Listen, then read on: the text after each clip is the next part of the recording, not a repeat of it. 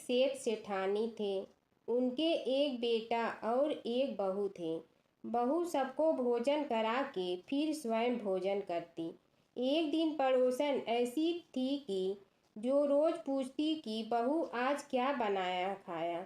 बहू कहती ठंडो बासी। एक दिन उसके पति ने ऐसा सुनकर विचार किया कि आज तो पकवान बनाए जाए, फिर देखे कि मेरी पत्नी क्या कहती है। उसने तरह तरह के पकवान बनवाए और घर के सभी लोगों ने एक साथ बैठकर भोजन किया।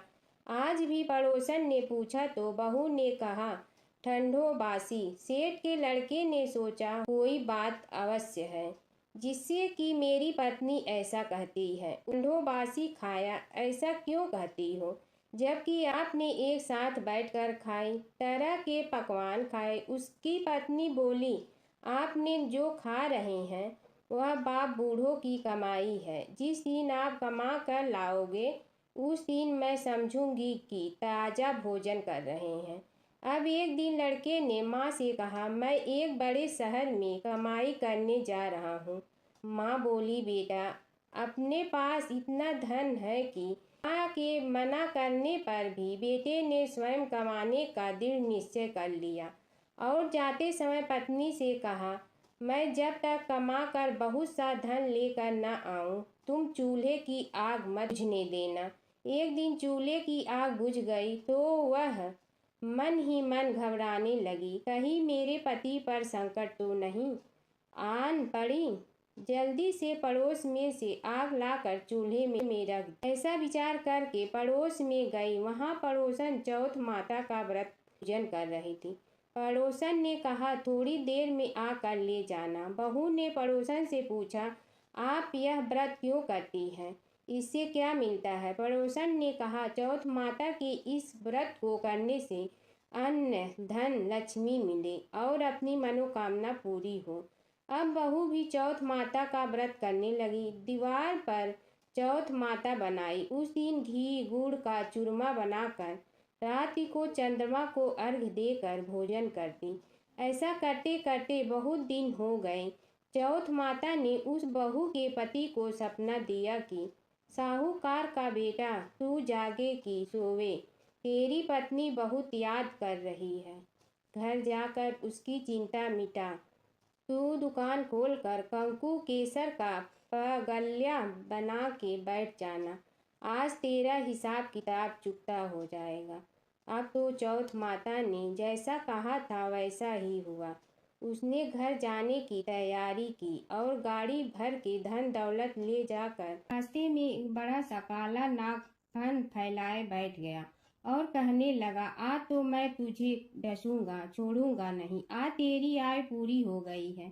सेठ ने लड़के से कहा आज चौथ माता ने मुझे सपना दिया है, मैं पत्नी से मिलने घर जा रहा हूँ। वहाँ मेरी पत्नी बहुत चिंता कर रही है, मैं उससे मिलकर जरूर आऊंगा, तब तुम मुझे डस लेना। नाग ने कहा तुम शपथ पूर्वक कह कर जाओ तो मैं तुम्हें जाने दूंगा, परंतु लौट कर नहीं आए तो तुम्हारे घर आकर मैं तुम्हें डस लूंगा। इस प्रकार सर्प को वचन देकर वह अपने घर पहुंचा।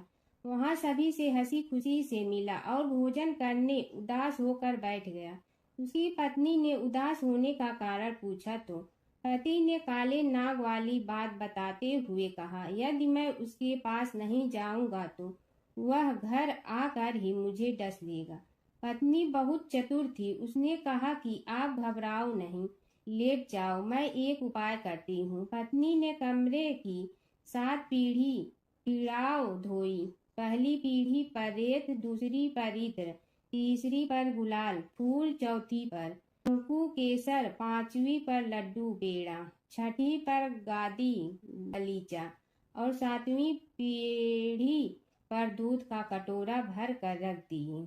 इस प्रकार वह 7 ही पीढ़ी सजा कर बैठ गई। आधी रात होते ही नाग आकर पीढ़ी चढ़ने लगा।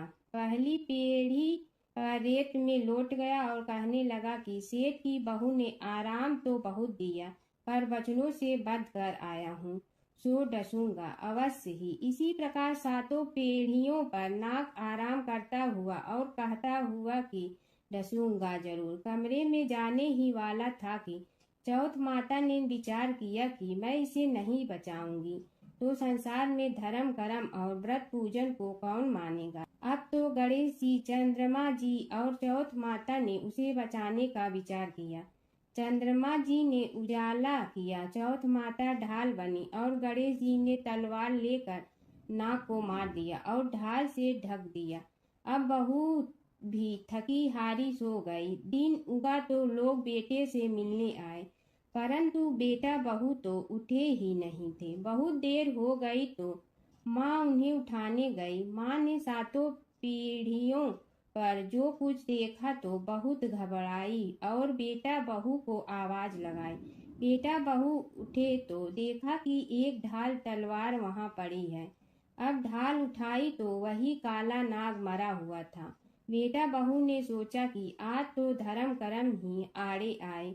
जो भगवान गणेश जी और चौथ माता ने अपनी रक्षा की, हे चौथ माता, आपने जैसी सेठ के बेटे बहू की रक्षा की वैसे सबकी रक्षा करना। बोलो चौथ माता की जय। गणेश जी की कहानी। पौराणिक कथा के अनुसार एक समय की बात है, गणेश जी अपने दोनों हाथों में 2 कटोरी लेकर पृथ्वी पर भ्रमण कर रहे थे।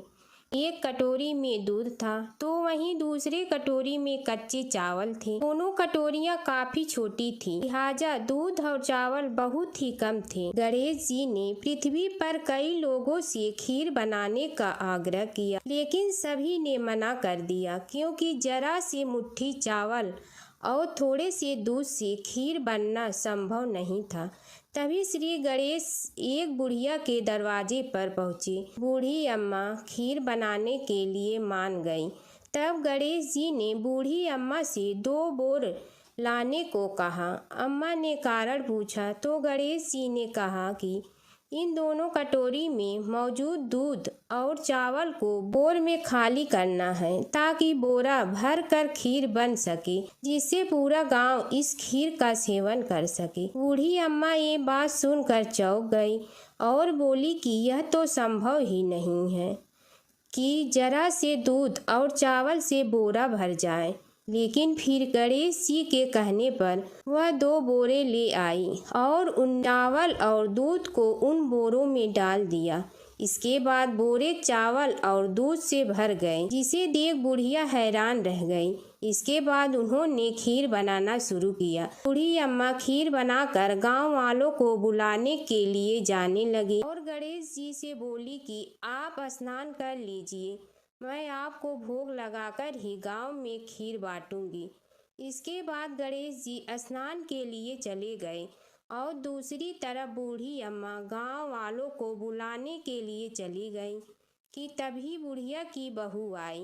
बूढ़ी अम्मा की बहू गर्भवती थी, इसलिए खीर देखकर उसका मन ललच गया और उसने सबसे पहले खीर खा ली। के बाद जब गणेश जी स्नान करके आए तब तक अम्मा भी अपने घर आ चुकी थी और उन्होंने जैसे ही गणेश जी को भोग लगाने के लिए खीर निकाला, तब गणेश जी ने भोग लगाने से मना कर दिया। अम्मा ने कारण पूछा, तब उन्होंने बताया कि माई खीर का भोग तो पहले ही लग गया है। गणेश जी ने कहा, ये खीर किसी और ने नहीं बल्कि तुम्हारी बहू ने ही खाई है। यह जान अम्मा को बहुत दुख हुआ और बहू को उदास मन से देखने लगी।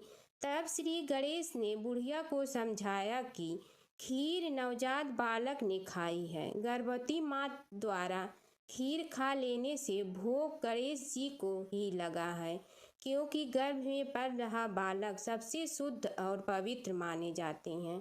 इसके बाद बुढ़िया ने गांव के सभी लोगों को खीर खिलाई, साथ ही गणेश जी ने भी खीर खाई। कहते हैं जिस दिन यह घटना हुई उस दिन चौथ थी। यही वजह है कि चौथ के दिन एक कथा जरूर सुनी जाती है। गणेश चौथ व्रत कथा के अनुसार एक समय रावण ने स्वर्ग के सभी देवताओं को जीत लिया। वह संध्या करते हुए बाली को पीछे से जाकर पकड़ लिया।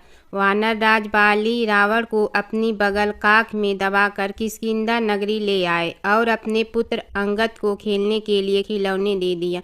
अंगद रावण को खिलौने समझकर रस्सी से बांधकर इधर उधर घुमाते थे।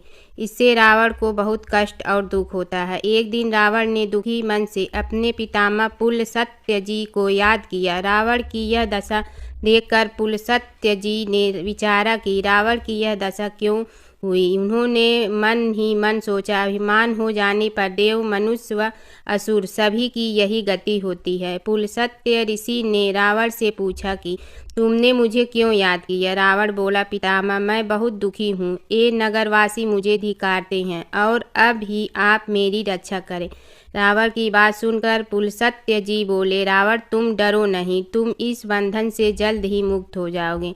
तुम विघ्न विनाशक श्री गणेश जी का व्रत करो। पूर्व काल में वृत्रासुर की हत्या से छुटकारा पाने के लिए इंद्रदेव ने भी इस व्रत को किया था, इसीलिए तुम भी इस व्रत को करो। तब पिता की आज्ञा अनुसार रावण ने भक्ति पूर्वक इस व्रत को किया और बंधन रहित हो अपने राज्य को पुनः प्राप्त किया। मान्यता अनुसार जो पर इस व्रत को श्रद्धा पूर्वक करता है उसे सफलता अवश्य प्राप्त होती है। दूसरी कथा। एक बुढ़िया थी, वह बहुत ही गरीब और दृष्टिहीन थी। उसके एक बेटा और बहू थे। वह बुढ़िया सदैव गणेश जी की पूजा किया करती थी।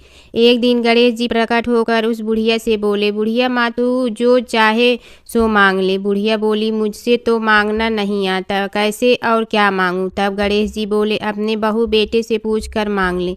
तब बुढ़िया ने अपने बेटे से कहा, गणेश जी कहते हैं तू कुछ मांग ले, बता मैं क्या मांगूं। पुत्र ने कहा, माँ तू धन मांग ले। बहू से पूछा तो बहू ने कहा, नाती मांग ले। तब बुढ़िया ने सोचा कि ये तो अपने अपने मतलब की बात कह रहे हैं।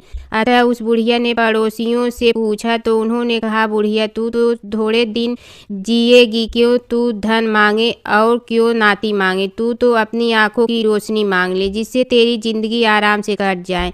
इस पर बुढ़िया बोली, यदि आप प्रसन्न है तो मुझे 9 करोड़ की माया दे, निरोगी काया दे, अमर सुहाग दे, आंखों की रोशनी दे, नाती दे, पोता दे और सब परिवार को सुख दे और अंत में मोक्ष दे। यह सुनकर तब गणेश जी बोले, बुढ़िया माँ, तुमने तो हमें ठग लिया। फिर भी जो तूने मांगा है वचन के अनुसार सब तुझे मिलेगा। और यह कहकर गणेश जी अंतर्ध्यान हो गए। उधर बुढ़िया माँ ने जो कुछ मांगा वह सब कुछ मिल गया। हे गणेश जी महाराज, जैसे तुमने उस बुढ़िया माँ को सब कुछ दिया वैसे ही सबको देना। एक बार भगवान गणेश बाल रूप में चुटकी भर चावल और चम्मच में दूध लेकर पृथ्वी लोक में निकले। वे सबको अपनी खीर बनाने को कहे जा रहे थे, लेकिन सबने उनकी बात पर ध्यान नहीं दिया। इसी दौरान एक गरीब बुढ़िया उनकी खीर बनाने के लिए तैयार हो गई और उसने चूल्हे पर एक भिगोना रख दिया। इस पर गणेश जी ने घर का सब से बड़ा बर्तन चूल्हे पर चढ़ाने को कहा। बुढ़िया ने बाल लीला समझते हुए घर का बड़ा भगोना उस पर चढ़ा दिया। गणेश जी के दिए चावल और दूध बढ़ गए और पूरा भगोना उससे भर गया। इसी बीच गणेश जी वहाँ से चले गए और बोले, अम्मा जब खीर बन जाए तो बुला लेना। पीछे से बुढ़िया के बेटे की बहू ने भी चुपके से एक कटोरा खीर खाने के एक कटोरा खीर छिपा दी। अब जब खीर तैयार हो गई तो बुढ़िया माई ने आवाज़ लगाई, आजा रे गणेश खीर खा ले। बोली, आजा रे गणेशिया खीर खा ले। तभी गणेश जी वहाँ पहुँच गए और बोले कि मैं तो खीर पहले ही खा लिया।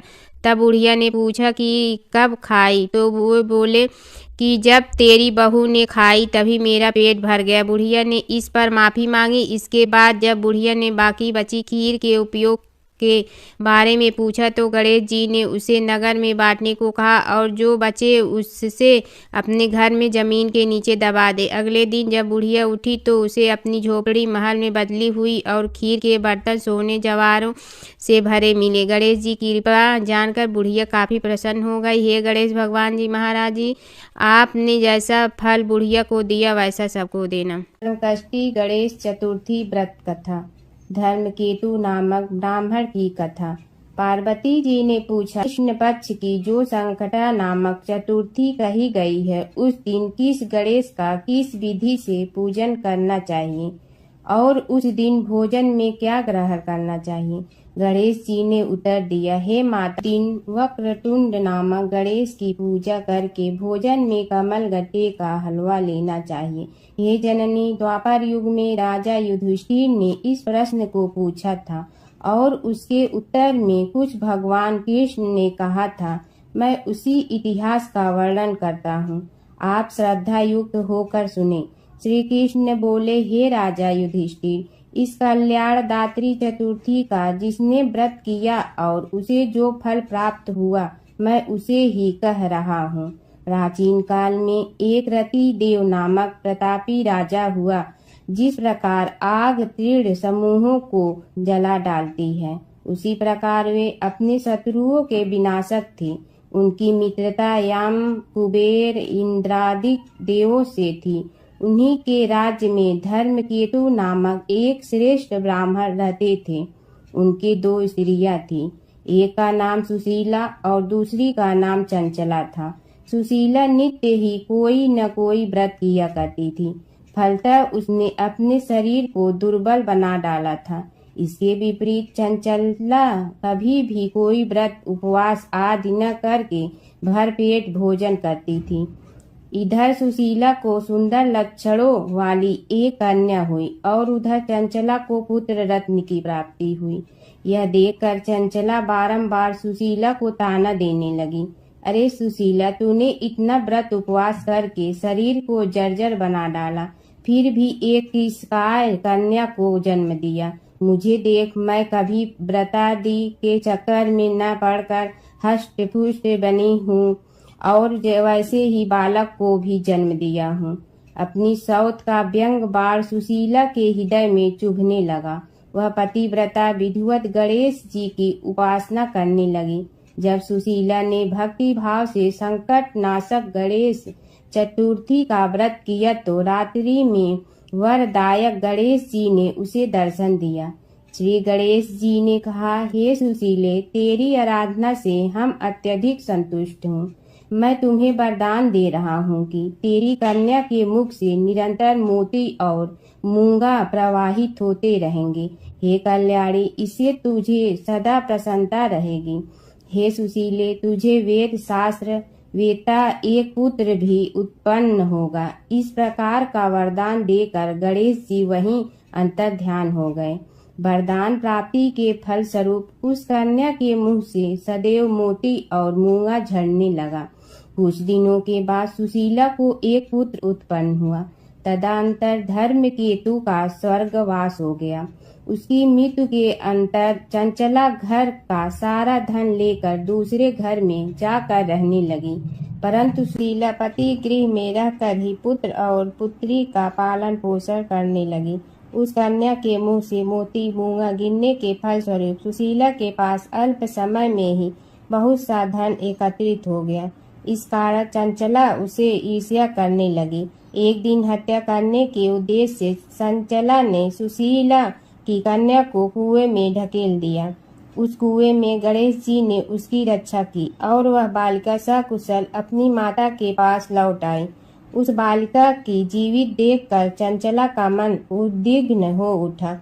वह सोचने लगी कि जिसकी रक्षा ईश्वर करता है उसे कौन मार सकता है। इधर सुशीला अपनी पुत्री को पुनः प्राप्त कर प्रसन्न हो गई। पुत्री को छाती से लगाकर उसने कहा, श्री गणेश जी ने तुझे पुनः जीवन दिया है। अनाथों के नाथ गणेश जी ही हैं। चंचला आकर उसके पैरों में नतमस्तक हुई। उसे देखकर सुशीला के आश्चर्य का ठिकाना न रहा। चंचला हाथ जोड़कर कहने लगी, हे बहन सुशीला, मैं बहुत ही पापीन और दुष्ट हूँ। आप मेरे अपराधों को क्षमा कीजिए। आप दयावती हैं। आपने दोनों कुलों का उद्धार कर दिया। जिसका रक्षक देवता होता है उसका मानव क्या बिगाड़ सकता। जो लोग संतों एवं सत्पुरुषों का दोष देखते हैं वे अपनी करनी से स्वयं नाश हो प्राप्त होते हैं। इसके बाद चंचला ने भी उस कष्ट निवारक पुण्यदायक संकट नाशक गणेश जी के व्रत को किया। श्री गणेश जी के अनुग्रह से परस्पर उन दोनों में प्रेम भाव स्थापित हो गया। जिस पर गणेश जी की कृपा होती है उसके शत्रु भी मित्र बन जाते हैं। सुशीला के द्वारा संकट नाहक गणेश चतुर्थी व्रत किए जाने के कारण ही उसकी सौत चंचला का हृदय परिवर्तन हो गया। श्री गणेश जी कहते हैं कि हे देवी, पूर्व काल का पूरा वृतांत आपको सुना दिया। इस लोक में इससे श्रेष्ठ विघ्न विनाशक कोई दूसरा व्रत नहीं है।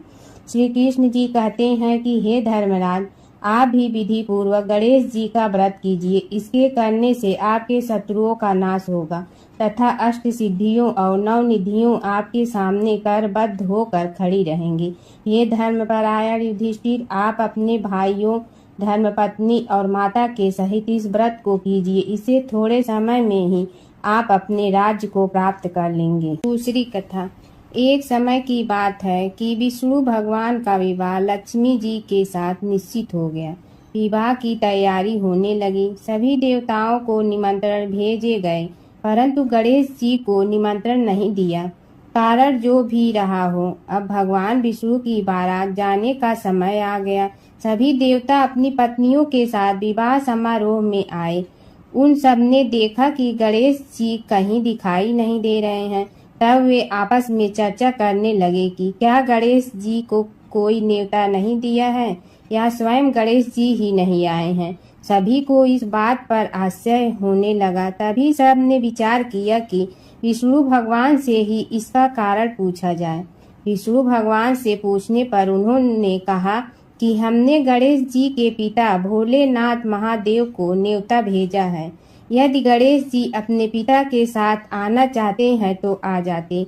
अलग से न्योता देने की कोई आवश्यकता भी नहीं थी। दूसरी बात यह है कि उनको 1.25 मन मूंग, 1.25 मन चावल, 1.25 मन घी और 1.25 मन लड्डू का भोजन दिन भर में चाहिए। यदि गणेश जी नहीं आएंगे तो कोई बात नहीं।